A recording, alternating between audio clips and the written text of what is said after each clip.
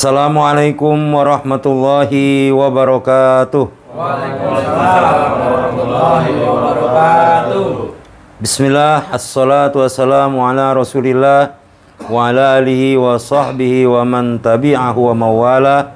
La hawla wa la quwata illa billah, amma ba'du. Pemirsa Darul Amanah Channel dimanapun Anda berada, jamaah An-Nahdiyah di studio yang insya Allah sama-sama dirahmati dan dimuliakan Allah Subhanahu wa Ta'ala. Jumpa lagi dalam bingkai acara Ngopi, ngobrol perihal Islam bersama Buya Haitami sambil ngopi. Alhamdulillah, di episode ke-41 hari ini, kami sudah bersama narasumber yang sudah tidak asing lagi. Beliau adalah guru kita yang mulia, guru kita Dr. Andes Kiai Haji Asmuni Al-Haitami. Beliau adalah pengasuh pondok pesantren Darul Amanah An-Nahdiyah yang beralamat di Jalan Irigasi Kenanga, Kecamatan Cipondo, Kota Tangerang, Provinsi Banten, Indonesia. Pemirsa Darul Amanah Channel dimanapun Anda berada, di episode ke-41 ini guru kita akan berbagi ilmu tentang hikmah di balik musibah kematian balita, di mana hikmah kematian bisa saja menimpa siapapun, termasuk mungkin di antara kita semua.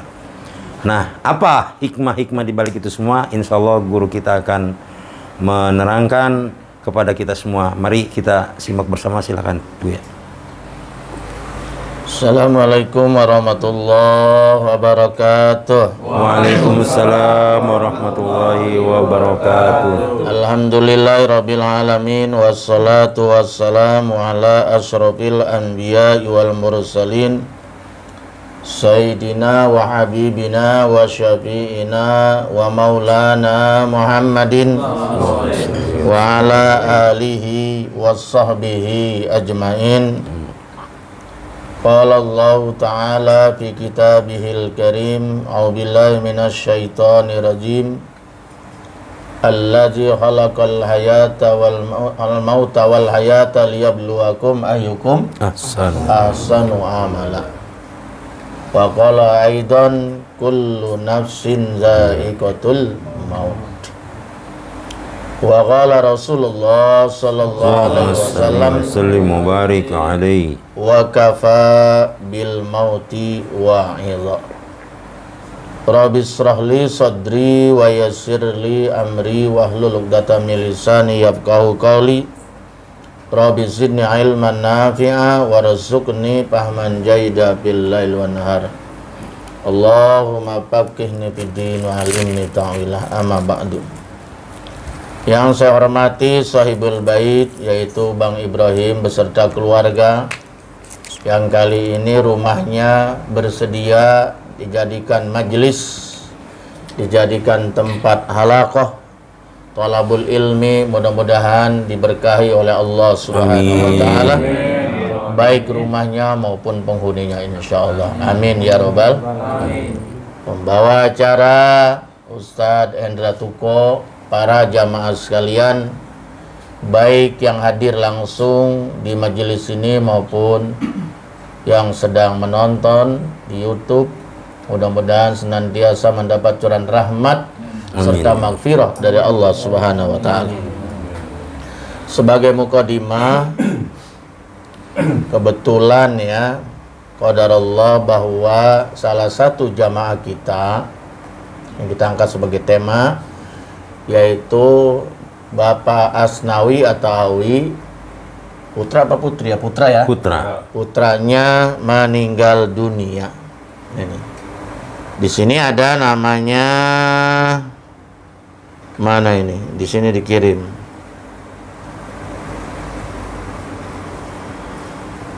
Coba cari. Oh, ini ada nih. Namanya Muhammad Rayyan Firdaus. Muhammad Rayyan Firdaus. Memang anak beliau yang masih balita ini ada kelainan sejak lahir, dan beliau mengurusnya dengan baik sebagai tanggung jawab sebagai orang tua.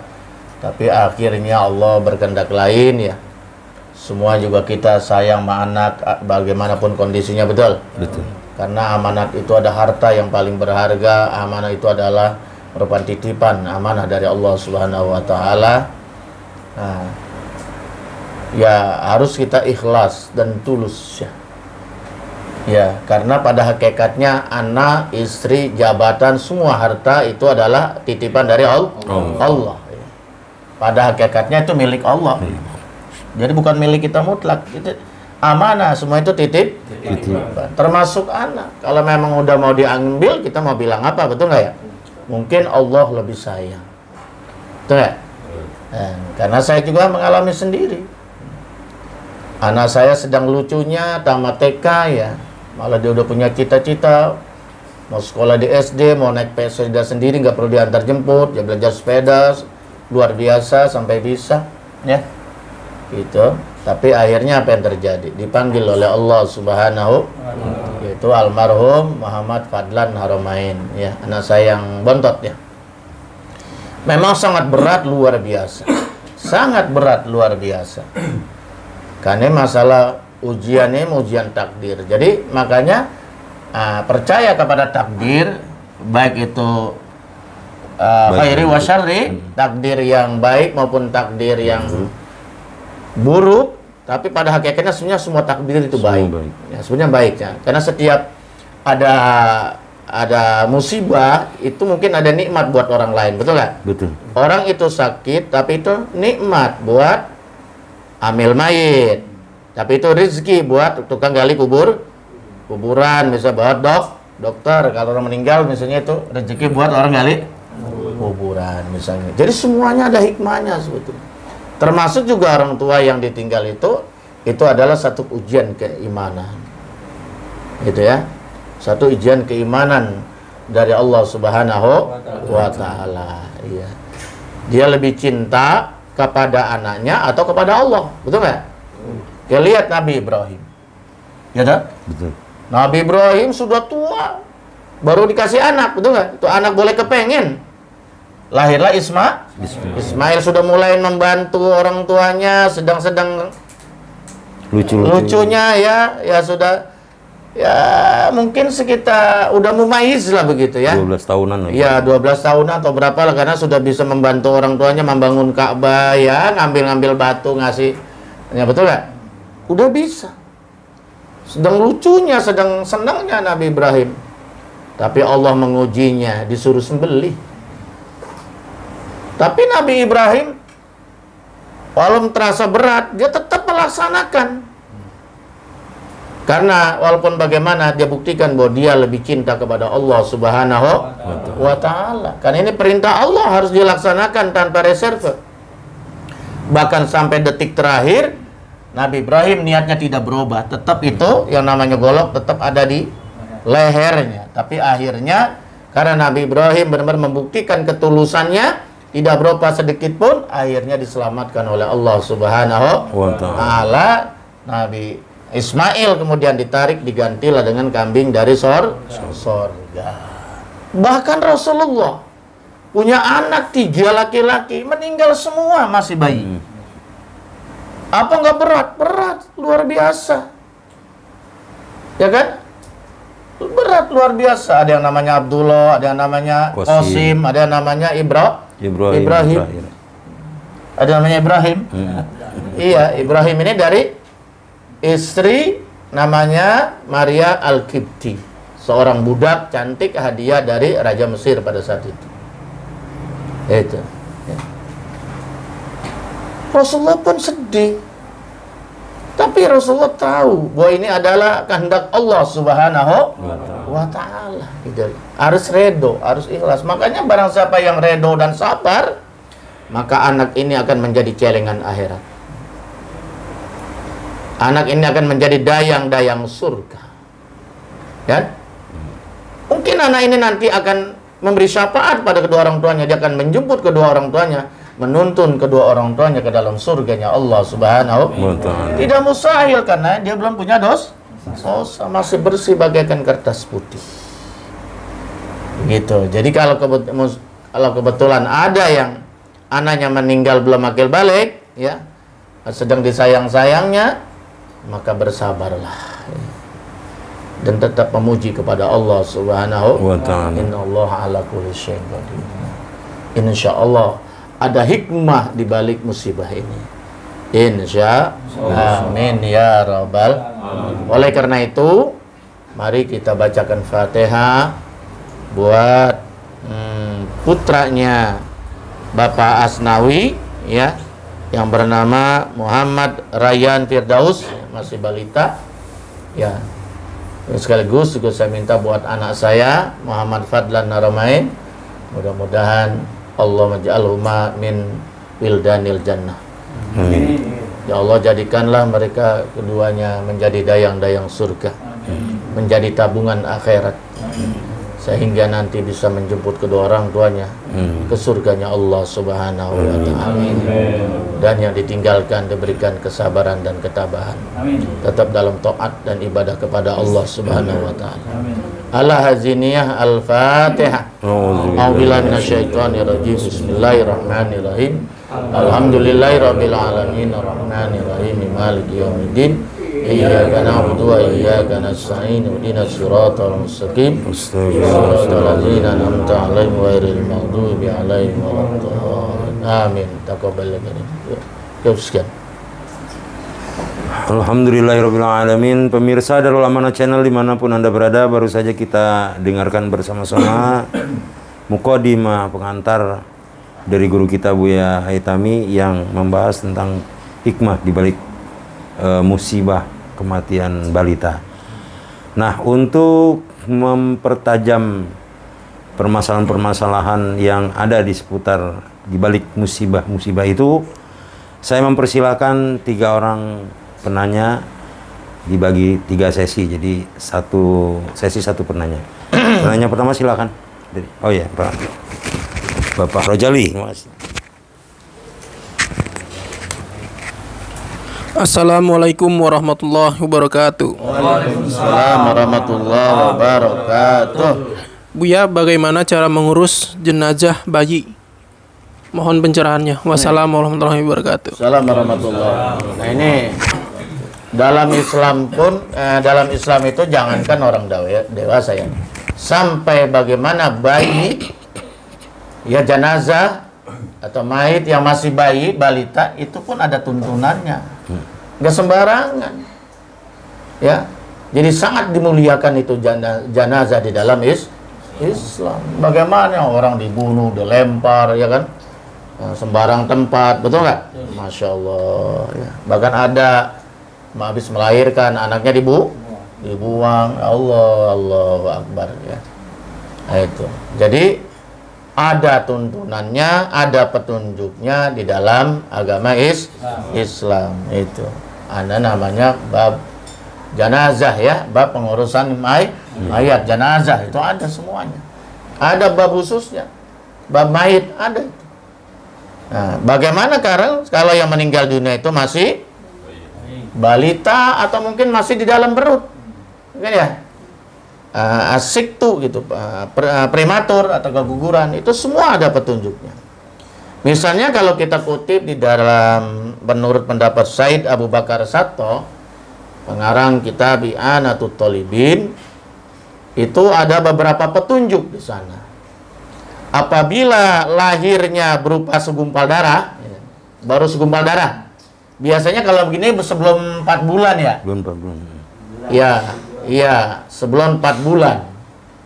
Itu biasanya masih berupa segumpal. Kalau 4 bulan ke atas kan biasanya sudah ditiupkan ruh.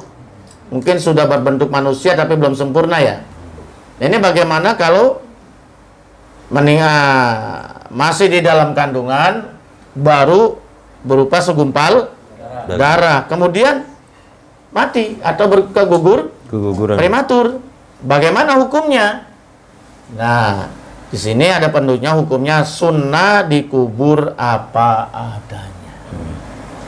Gak usah dimandikan, gak usah dikapankan, gak usah disolatkan, karena masih segumpal darah, ya. Segumpal darah biasanya kan suka dikiret, dikeluarin gitu ya. Ada segumpal darah itu diapain? Ya sudah dikubur apa adanya. Jadi walaupun segumpal darah, tetap dimuliakan jali di dalam Islam. Ini kan baru cikal bakal manusia kan ya? Itu. Karena kata Nabi itu nanti bangga kalau umatnya paling banyak nanti di hari kiamat itu. Ya. Aku bangga kalau aku nanti umatku paling banyak nanti di hari dibandingkan umat-umat yang lain. Gitu. Termasuk juga yang keguguran itu. Itu pun nanti akan dihitung sebagai umatnya Nabi besar Muhammad Sallallahu Alaihi Wasallam. Coba itu, ya. Ternyata yang keguguran pun nanti diaku sebagai umatnya Nabi besar Muhammad Sallallahu Alaihi Wasallam. Cuman kalau yang masih berupa segumpal darah, ini biasanya kalau amil lebih paham karena sudah ditatar, benar ya? Amil mayit, mudin lah kalau di Jawa mah ya. Mudin. Yaitu biasanya dia udah ditatar, paham lah gitu ya. Ya kalau masih baru segumpal darah itu dia lahir, nah kemudian cukup dikuburkan, sunnah itu hukumnya dikuburkan apa adanya. Itu yang pertama. Yang kedua, bila bayi itu kurang dari 4 bulan, ini juga kurang dari 4 bulan juga, ya. Tapi ini kalau tadi kan baru segumpal darah. Dari 4 kurang 2 bulan, ini maka wajib dikapani dan dikuburkan. Tetap dibungkus. Apa adanya, betul nggak ya? Udah rada berbentuk. Iya, terus dikuburkan. Tidak perlu disolatkan dan dimandikan dan disolatkan. Cukup di sini wajib dikapani saja dan dikuburkan dengan cara yang baik, begitu. Tapi apabila bayi itu berumur 4 bulan atau lebih, wafat, meninggal 4 bulan atau lebih, berarti termasuk ini juga ya, prematur juga ya. Cuman udah 4 bulan atau lebih, nah, berarti sudah daruhnya ya. Nah, wafat dalam kandungan, biasanya kan dalam kandungan kalau begini ya, wajib dimandikan, hukumnya wajib dimandikan, dikapankan dan dikuburkan, tapi tidak disolatkan. Wajib dimandikan, dikapankan, dibungkus, dan dikuburkan. Coba bayangkan. Betul-betul dimuliakan tuh manusia ya. Walau bentuknya masih seperti itu. Iya, ini kadang-kadang manusia jenazahnya Masya Allah nggak dihargai, dianggap binatang. Nauzubillah summa nauzubillah. Ya karena tidak ada makhluk yang paling mulia di muka bumi ini kecuali manusia. Apa itu? Laqad khalaqnal insana fi ahsani taqwim. Sungguh kami telah ciptakan manusia dalam bentuk yang paling sempurna. Ya kan ya? Jalannya tegap, berdiri, semua anggota tubuhnya juga lengkap, betul nggak? Sehingga banyak berbuat, banyak berkarya itu. Jadi dibandingkan makhluk yang lain, manusia inilah yang paling mulia. Ya, paling sempurna. Itu pun kalau dia beriman kepada Allah Subhanahu. Tapi walaupun demikian, kalau manusia itu tidak beriman kepada Allah, dikasih telinga tidak digunakan untuk mendengar kebaikan, dikasih mata tidak digunakan untuk melihat kebenaran, dikasih hati, pikiran tidak digunakan untuk merenungkan kebenaran firman Allah, maka dia bisa direndahkan lebih rendah daripada binatang. Balhum ad-dal, tapi mereka itu lebih ada ulaika kal an'am, mereka bagian binatang. Balhum ad-dal, tapi mereka bahkan bisa lebih rendah dari binatang. Al-kerbau bisa dimakan dagingnya, betul nggak? Betul. Kambing bisa dimakan dagingnya, bisa dikorban, tapi manusia nah itulah manusia kalau yang tidak beriman itu ya, tidak bertakwa kepada Allah. Kemudian bagi bayi yang 4 bulan lebih lahir gitu, begitu lahir langsung wafat, meninggal dunia. Nah, lahir langsung meninggal, belum ada tanda-tanda kehidup, wajib dimandikan, dikapankan dan dikuburkan, tidak disolatkan. Cuma 3 wajibnya, cuma 3. Mandiin. Iya, Iya, dimandikan, Dikapankan, kuburkan. Karena dia nggak sempat ada tanda-tanda kehidupan. Begitu lahir umur 4 bulan atau lebih, langsung mati lah, ya, langsung meninggal, lahir langsung meninggal, nggak ada tanda-tanda kehidupan. Apa bergerak, apa ada suaranya menangis, nggak ada. Yang begini cukup 3 rukun. Dimandikan, dikapankan, dikuburkan dan tidak wajib disolatkan.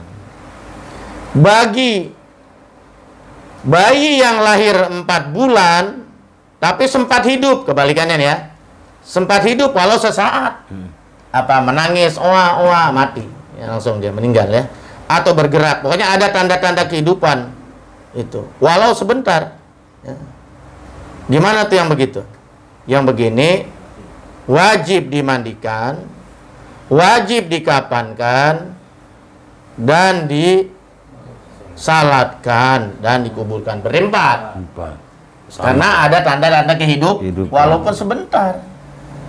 Gitu. Padahal umurnya belum cukup. Baru 4 bulan lebih. Berarti udah ada ruhnya ya? Udah ada ruh. Ya begitu lahir, ya, ada tanda-tanda kehidupan. Kalau tadi kan nggak ada tanda kehidupan, makanya nggak disolatkan. Ini ada tanda-tanda kehidupan walau saat. Maka itu hukumnya 4. Dimandikan, ya, dikafankan, disolatkan, dikuburkan. Itu. Nah, bagaimana kalau bayi lahir 6 bulan atau lebih? Itu udah tua, dah biasa kalau 6 bulan hidup. Rata-rata hidup. Itu ponakan saya 6 bulan tuh. Anak saya, adik saya yang bontot itu, anunya si Aziz, suaminya Abdul Aziz, harusnya sejadi kemari harus sama, cuma nggak jodoh aja. Itu anak yang pertama 6 bulan 7 bulan itu kan 6 bulan lebih lah. Itu sampai sekarang udah punya anak. Nah itu. Nah bagaimana kalau ini meninggal? Ya 6 bulan atau lebih meninggal, baik sempat hidup ya, atau langsung wafat. 6 bulan atau lebih lahir langsung meninggal dunia atau sempat hidup. Yang semacam begini mah hukumnya sama sama orang normal. Itu mah ya sama aja, dimandikan, dikapankan, disolatkan, dikuburkan. Begitu. Kan rukun jenazah ada 4, betul nggak? Ada berapa yang wajib ya? Rukun jenazah ada berapa? 1, dimandikan, ya dimandikan. Nawaitul ghusla.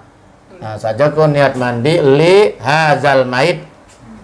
Ya, kalau perempuan li hazil maitah. Ya, lillahi dimandikan. Dia nggak bisa mandi sendiri. Makanya mandilah sebelum dimandikan. Sholatlah sebelum disolat. Gitu. Ini nggak mau sholat ya. Bagaimana mandi sholatnya kalau mati?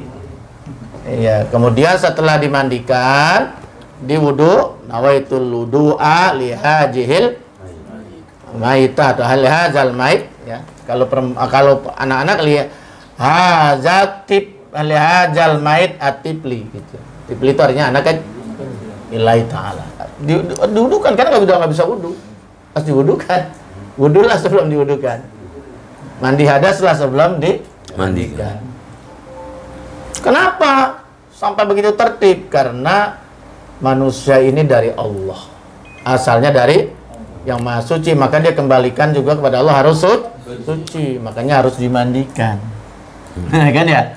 Dikapankan, tutup auratnya, tapi nggak pakai jas, nggak pakai dasi, nggak pakai yang berjahit. Udah, dalam Islam cukup kain kapan yang tak berjahit. Itulah pakaian kita yang sesungguhnya nanti menghadap Allah. Pakaian yang tidak berjahit. Berapa lembar biasanya? 3 apa 4? 3 ya umumnya ya, tapi kalau perempuan biasanya lebih banyak. Iya, ditanya aja nanti ambil yang biasa. 5 perempuan. Bisa 5 kalau perempuan. Nah itu ya. Paham ya? Itu. Terus setelah dikapankan, disolatkan. Itu. Jadi kalau belum dimandiin nggak boleh disolatkan. Belum suci dia, betul nggak? Mandikan baru disolatkan, berurutan. Baru dikubur. Kalaupun nantilannya tahlilan apa bacuran itu mah hukumnya sunnah bagi kita. Ya. Paham tuh ya? Itu. Wallahu a'lam bishawab. Alhamdulillahirabbil alamin. Pemirsa Darul Amanah Channel dimanapun Anda berada, baru saja guru kita menjelaskan dari pertanyaan yang diajukan oleh Bapak Rojali terkait dengan mengurus jenazah bayi, ya, bayi yang masih dari termasuk bayi, termasuk juga yang bayi yang keguguran. Ternyata Islam itu begitu memuliakan manusia. Hanya di dalam agama Islam lah manusia dimuliakan, sangat dimuliakan. Luar biasa. Karena saya pernah melihat di sebuah tayangan video di mana gitu, jadi manusia malah dijadiin makanan burung apa itu? Iya. Ya, burung bangkai. Ini ada yang dijadikan abu. Nauzubillah summa nauzubillah, jangan sampai kita mengalami. Tapi dalam Islam tidak. Tidak, insya Allah. Beruntunglah. Pemirsa Darul Amanah Channel masih dalam sesi pertanyaan untuk yang sesi yang kedua. Silakan Bapak Nahrawi, Komandan. Assalamualaikum warahmatullahi wabarakatuh. Waalaikumsalam warahmatullahi wabarakatuh. Buya, saya ingin bertanya, apakah bayi yang wafat bisa masuk surga dan memberi syafaat kepada orang tuanya, sedangkan dia belum sempat berbuat amal soleh? Mohon pencerahannya, Buya. Assalamualaikum warahmatullahi wabarakatuh. Waalaikumsalam warahmatullahi wabarakatuh. Ya, ada dalam sebuah hadis Nabi ini semacam ada dialog antara Allah dengan para malaikat. Di sini dikatakan, "Idza mata waladu abdi, qala Allah azza wa jalla." Apabila meninggal dunia anaknya seorang hambaku, meninggal dunia nih masih anak. Walad itu kan gambaran anak masih belum dewasa kan ya? Masih anak itu. Belum tamyiz. Iya.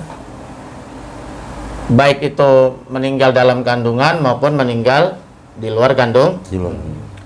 Qala Allahu azza wa jalla lil malaikatihi. Kemudian berfirmanlah Allah Ta'ala kepada para malaikatnya.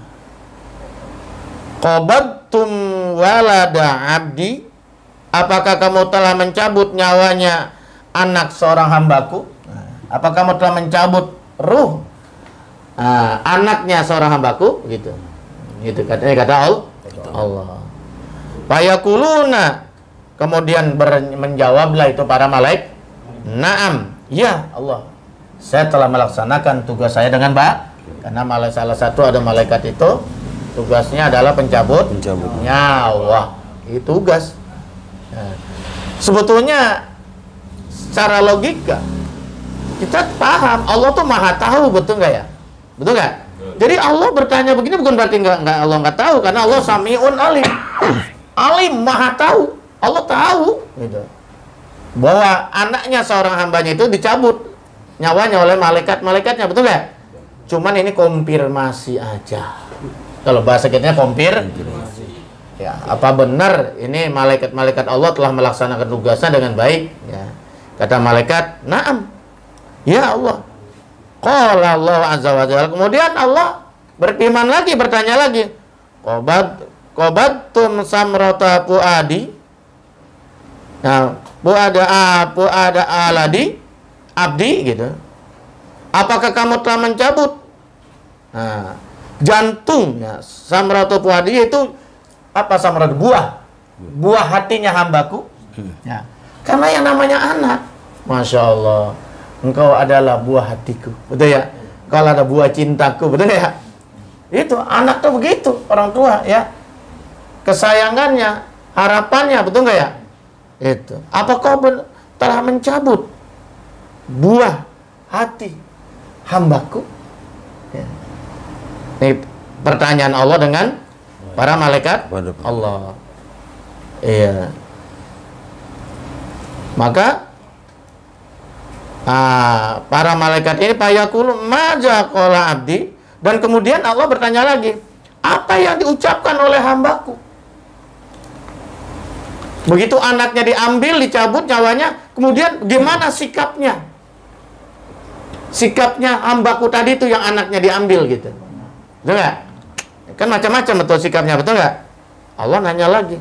Fayakulunal malaika, ya. Fayakulul malaika. Mana berkatalah para malaikat. Hamidaka wastarja'a. Dia selalu tetap memuji kepadamu ya Allah. Ya Allah, kata malaikat, itu hambamu yang anaknya aku cabut, dia tetap memuji kepadamu. Dia kembalikan semuanya kepada Allah. Berarti dia sabar. Ya, ikhlas dia. Wastarja'a bihi, dan dia tetap berharap kepada Allah Subhanahu supaya nanti bisa ketemu lagi dengan anak-anaknya di sorga.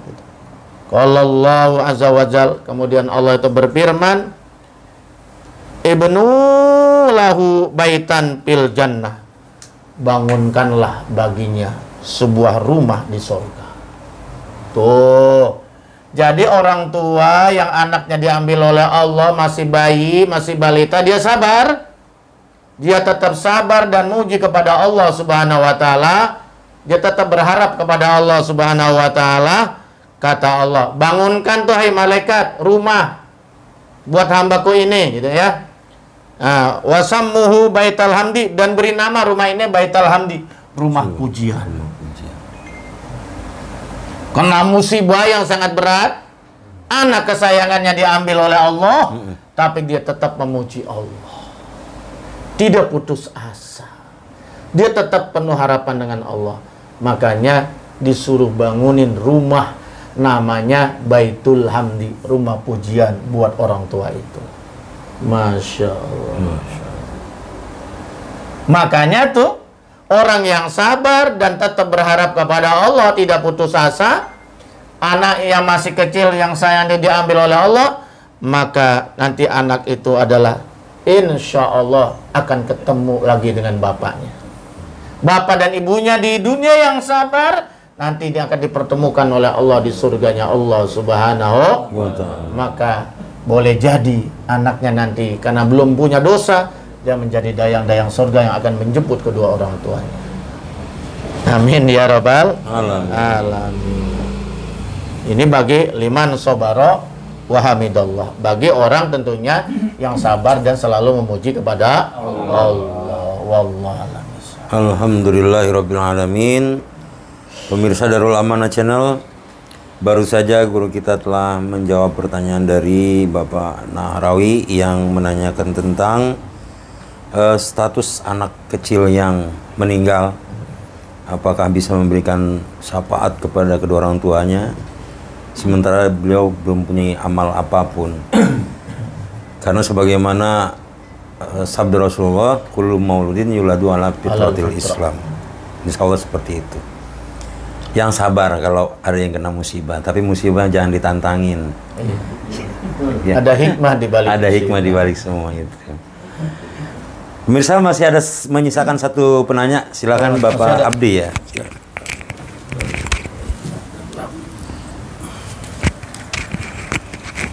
Assalamualaikum warahmatullahi wabarakatuh. Waalaikumsalam warahmatullahi wabarakatuh. Buya, saya ada pertanyaan masih dengan sekitar bayi, hikmah bayi, yaitu apakah benar bayi yang sudah meninggal itu menjadi celengan atau tabungan untuk kedua orang tuanya? Mohon penjelasannya Buya. Ya. Assalamualaikum warahmatullahi wabarakatuh. Sebenarnya tadi udah dijawab ya. Pertanyaan siapa tadi? Pak Nahrawi ya? Kedua. Sebenarnya udah nyerempet tadi itu. Iya. Karena ada dalam sebuah doa itu, Allah majalhu purutan li abawaihi wa dakhiran. Dakhiran atau dahiratan. Itu artinya celengan, simpenan. Itu biasanya doa dibaca buat anak bayi yang masih kecil meninggal. Ya. Itu jadi insya Allah itu sebagai celengan. Tapi liman sobaro, bagi orang yang sabar. Sabar. Kalau yang putus asa ya enggak. Berarti dia melawan takdir. Kan saya katakan, kenapa takdir itu rukun yang keenam. Memang berat. Betul nggak? Berat. Kalau takdir itu khairihi gampang, betul ya? Takdir yang sifatnya enak, semua manusia kan karena takdir, betul ya? Dia jadi pejabat karena takdir. Dia juga jadi orang kaya juga. Sebenarnya nggak lepas dari takdir ketentuan Allah. Cuman itu nanti apalah membawa kebaikan atau keburukan tergantung yang menjalaninya. Tapi ada takdir yang tidak disukai, sakit, tapi dia sabar. Maka sakitnya itu kalau dia sabar, tetap dia memuji Allah. Biasanya kalau lagi gagah lupa sama Allah, begitu sakit, Masya Allah, istighfar tiap hari. Betul nggak ya? Dia selalu dekat dengan Allah, betul nggak? Itu mungkin itu cara Allah menyayangi hambanya, dikasih musibah supaya dekat dengan Allah. Allah kangen, betul ya? Cuma kita nggak tahu. Makanya dikatakan takdir itu baik ya buruk, semuanya membawa kebaikan. Ya dah.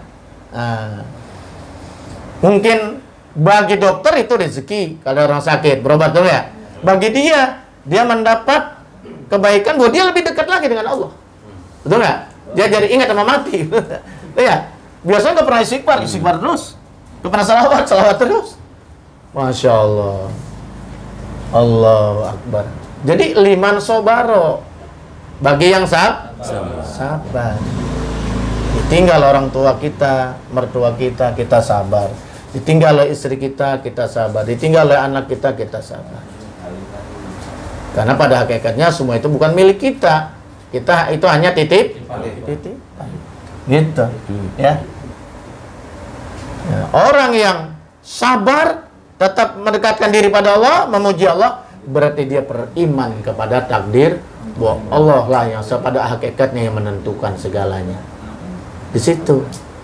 Nah kalau orang yang model begini, insya Allah anaknya jadi celengan, jadi tabungan nanti di akhirat. Tabungan apa? Tabungan kebaikan, supaya surga. Dan anaknya pun mungkin atas kehendak Allah, karena dia belum punya dosa, bagian kertas putih. Bayang balaiku lumaludin yuladu alal fitrah, kan ya? Dia bayi yang lahir dalam keadaan suci, nggak punya dosa sama sekali, ya kan? Maka insya Allah dia akan menjadi dayang-dayang surga, yang akan melayani penduduk-penduduk surga, betul nggak? Menjamu penduduk surga, lebih-lebih kedua orang tuanya. Masya Allah. Plus dibangunin sebuah Plus istana. dibangunin rumah. Namanya Baitul Hamd, rumah pujian. Kenapa? Dalam kondisi musibah yang berat, dia tetap mendekatkan diri dan memuji Allah Subhanahu wa Ta'ala. Allah lah yang maha kuasa, Allah lah yang maha kehendak. Kuasa dan kehendak Allah tidak bisa dibatasi oleh siapapun. Betul nggak? Disitulah tingginya nilai iman kepada takdir Allah Subhanahu wa Ta'ala. Amin ya Rabbal alamin. Bagaimana Pak Abdi? Alhamdulillah. Amin. Alhamdulillahirabbil alamin. Pemirsa Darul Amanah Channel dimanapun Anda berada, demikian pertanyaan-pertanyaan sudah diajukan kepada guru kita dan sudah dijawab insya Allah dengan lengkap semuanya. Semoga ini menjadi tambahan ilmu untuk kita semua dan menjadi penambah kekuatan iman kita. Karena ternyata di balik semua musibah yang memang terasa berat itu, ternyata Allah memberikan ujian, dan di situ ada nilai plus di hadapan Allah apabila yang diberikan musibah itu tetap bersabar. Nah, saatnya kesimpulan, Bu ya. Ya, begini aja kesimpulannya, kita harus perkuatlah iman kita, terutama iman kepada takdir. Karena rukun iman dan 6. Satu, beriman kepada Allah. Yang kedua, pada para malaikat Allah. Yang ketiga, kitab-kitab, kepada kitab-kitab Allah. Ya. Yang keempat, kepada Rasul Allah. Yang kelima, percaya kepada adanya kehidupan hari akhir atau kiamat. Yang keenam, percaya atau beriman kepada takdir Allah. Baik itu takdir yang kita baik, yang kita sukai maupun tidak suka. Dan kalau ini kita mantapkan dalam kondisi apapun. Kalau kita cerita Nabi Ayub, coba bagaimana itu? Nabi Ayub dikasih penyakit kayak apa? Hah? Bahkan konon katanya sampai belatungan, penuh, jatuh, ditaruh lagi. Iya. Saking sabar. Jadi kalau menurut ilmu tasawuf itu orang diuji itu semakin senang. Karena berarti dia dicintai oleh Allah, dikasih peringatan oleh Allah. Dan kita belum sampai ke situ. Jadi Nabi Ayub itu contohnya Nabi Ayub. Iya. Jadi dia tidak menderita, tidak mengeluh dikasih penyakit seperti itu, malah dia nikmat karena dia merasa lebih dekat dengan Allah. Nah, karena lulus akhirnya apa? Disembuhkan dengan sempurna, dikembalikan kesehatannya, dikembalikan harta bendanya. Istrinya semuanya minta cerai kecuali satu, Siti Rahmah. Betul ya? Nah, hanya Siti Rahmah lah yang terus mendampingi dia. Karena sabar, dia diurus suaminya dalam kondisi sakit, betul nggak? Ini maka agak abang punya uang, abang sayang nggak punya uang, tendang, apalagi sakit-sakitan. Tapi Siti Rahmah tidak. Nah, so, begitu dia akan dikembalikan kesehatan dan kekayaannya, nah, suami istri-istrinya yang minta cerai mau kembali lagi. Nah, sorry ya, pintu cinta telah tertutup untukmu. Itu. Jadi perkuatlah keimanan kita kepada Allah. Terutama tentang takdir, memang berat. Ya, takdir yang kita tidak sukai, apa itu berupa penyakit, apa ditinggal anak, macam-macam tuh ya. Sabar dari istri, ya, atau istrinya barangkali berperilaku yang buruk, harus kita sabar, kita didik terus. Seperti itu. Ujian macam-macam kan. Ada ujian sakit, ujian susah, ujian dari suami, ujian dari anak, ya, ujian juga dari istri. Semua ujian, betul ya? Itu. Nah, kalau orang beriman, kalau diuji, dia sabar karena itu dia tahu bahwa itu adalah dia sedang disayang oleh Allah, supaya kita ini lebih dekat dengan Allah Subhanahu wa Ta'ala. Nah, kalau kita memandangnya positif semacam itu, jadi kuat, betul nggak? Jadi kuat. Kenapa banyak orang yang putus asa sampai bunuh diri? Nah, karena dia pandangannya visinya udah negatif. Ya. Jadi kalau dikasih musibah itu penyakit dianggapnya Allah nggak sayang sama dia. Nah, jangan begitu. Ya. Jangan ya. Justru kita positif aja. Mungkin Allah sedang cinta, rindu sama kita. Dikasih penyakit lah supaya kita ingat kepada Allah. Barangkali ini yang dapat saya sampaikan. Mudah-mudahan ada manfaatnya. Wallahu muwaffiq ila aqwamit thoriq. Assalamualaikum warahmatullahi wabarakatuh. Waalaikumsalam warahmatullahi wabarakatuh. Pemirsa Darul Amanah Channel dimanapun Anda berada, baru saja kita menuntaskan kajian kita pada malam hari ini terkait dengan hikmah di balik musibah kematian balita, yang intinya mengajarkan kepada kita semua untuk sabar apabila diberikan ujian kepada Allah, karena sesungguhnya Allah memberikan ujian itu karena Allah itu tahu bahwa hambanya ini mampu untuk menjalankan ujian. Jadi kalau saat diuji sama Allah, jangan pura-pura nggak mampu, jangan ngeluh, karena kita udah disayang sama Allah dengan pembunuh. Dan kita akhiri kajian kita pada malam hari ini dengan sama-sama kita membaca doa kafaratul majlis. Bismillahirrahmanirrahim. Bismillahirrahmanirrahim. Subhanaka Allahumma wa bihamdika asyhadu an la ilaha illa anta astaghfiruka wa atubu ilaik. Walhamdulillahi rabbil alamin. Pemirsa Darul Amanah Channel dimanapun Anda berada, demikian jumpa kaji kita pada malam hari ini. Jumpa lagi di bulan depan. Insya Allah saya Hendra Tuko dan Buya Haytami mengucapkan terima kasih atas segala perhatiannya, mohon maaf atas segala kurangannya. Akhirul kalam billahi taufiq wa hidayah. Assalamualaikum warahmatullahi wabarakatuh.